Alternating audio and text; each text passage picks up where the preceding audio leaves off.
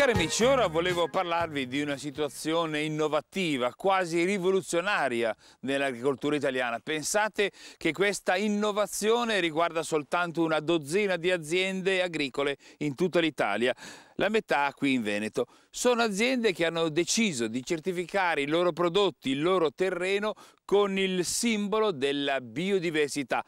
Ma che cosa vuol dire esattamente biodiversità e perché è così importante la biodiversità per l'ambiente che ci circonda e anche per la nostra vita?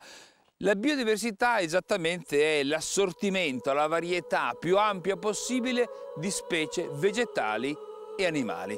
Tutti gli organismi sono collegati tra loro e l'estinzione di uno produce conseguenze negative a catena.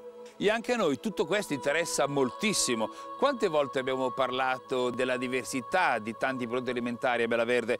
Pensiamo al formaggio. Quante volte in un pecorino abbiamo detto che in quel dato pecorino si ritrovano i gusti, i profumi, i sapori di quelle differenti erbe che hanno mangiato le pecore, oppure le vacche, oppure le capre. Qui hanno applicato questi concetti alla produzione del loro radicchio, e cioè un prodotto sarà sano e di qualità se si sviluppa in un ambiente e soprattutto in un contesto fertile, ricco di biodiversità. Ecco, portati qua, appoggia qua.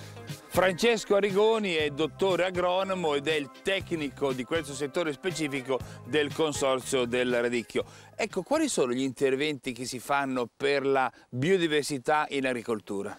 Beh, si tratta di riportare un equilibrio fra le varie specie animali e vegetali, l'equilibrio che c'erano molti anni fa prima che l'intervento dell'uomo avesse un po', diciamo, abbassato il numero di specie presenti nel contesto agricolo. Ma l'ente che deve dare questa patente di biodiversità, come fa? Quali sono gli elementi da valutare? Diciamo che gli aspetti principali possono essere come conduce l'attività agricola, quindi l'impiego di tecniche alternative a quelle classiche per la coltivazione, ma anche il monitoraggio ambientale dell'elemento acqua, aria e suolo. Partiamo dal terreno. Per capire se un terreno ha un elevato grado di biodiversità noi andiamo a studiare i tipi di organismi che vivono, quelli che si vedono ad occhio nudo proprio. Cerchiamo di scoprire quante specie sono presenti nel terreno, quelle specie più importanti che sono al vertice della piramide alimentare. Quindi noi, sapendo che ci sono quelle, sappiamo che ci sono anche una serie di altri organismi. Però... E quindi nel terreno mi pare che ci sia la formica che l'ombrico. Esatto, il lombrico, la formica, i coleotteri.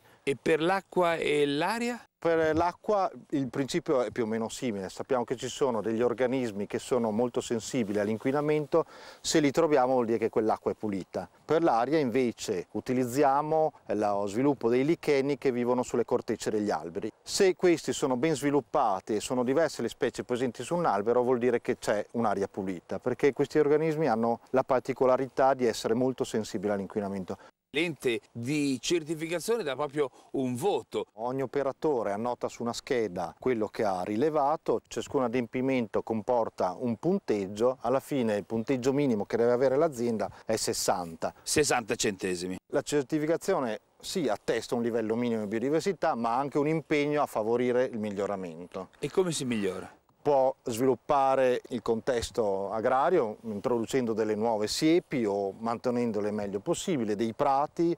Quindi per esempio questo legno morto è stato portato messo qua? apposta, sì, in modo da favorire lo sviluppo di diversi tipi di organismi, di insetti nella fattispecie, e quindi verranno anche gli uccelli che mangeranno questo tipo di insetti e via dicendo. Ma qual è il valore aggiunto su un prodotto, su una coltivazione, il fatto di avere questa certificazione di biodiversità così importante, così significativa? È un aspetto importante per il consumatore che, oltre ad avere appunto un prodotto sano, sa che il suo acquisto è un acquisto consapevole che viene da un territorio salvaguardato.